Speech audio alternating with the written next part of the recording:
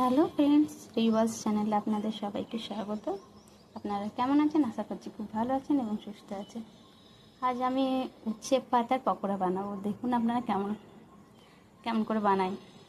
আমাদের বাড়িতে হয়েছিল উচ্ছেগুলো, তো উচ্ছে হয়নি এখনও, ওই জন্য আমি ভাবলাম পাতাগুলো দিয়ে একটু পকোড়া করা যাক। তো কয়েকটা কচি কচি পাতা আমি তুলে নিয়েছি। দেখুন এই কটা পাতাতে হয়ে যাবে। চলুন ভেজে নিই। আমি গরম তেল কড়াইটা বসিয়ে দিয়েছি গরম হওয়ার জন্য।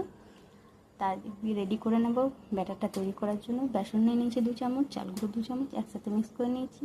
তার সাথে নিয়ে নিয়েছি কালো জিরে, একটু নুন, একটু হলুদ। সবগুলো ভালো করে মিক্স করতে হবে।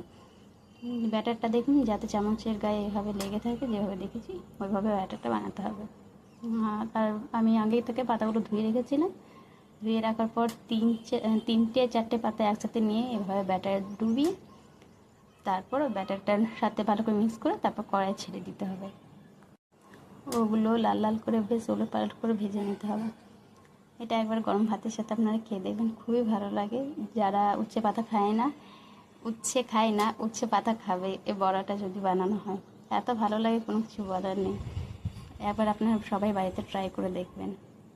আর এই ভিডিওটা কেমন লেগেছে একটু জানাবেন কমেন্ট করে। কেমন হয়েছে, কেমন কি হয়েছে না হয়েছে সব। আর আমি এতে লঙ্কা দিইনি, আপনারা চাইলে একটু লঙ্কাটা ঘষে পরে দিয়ে দিতে পারেন ব্যাপারটার সাথে, তাহলে একটু ঝাল।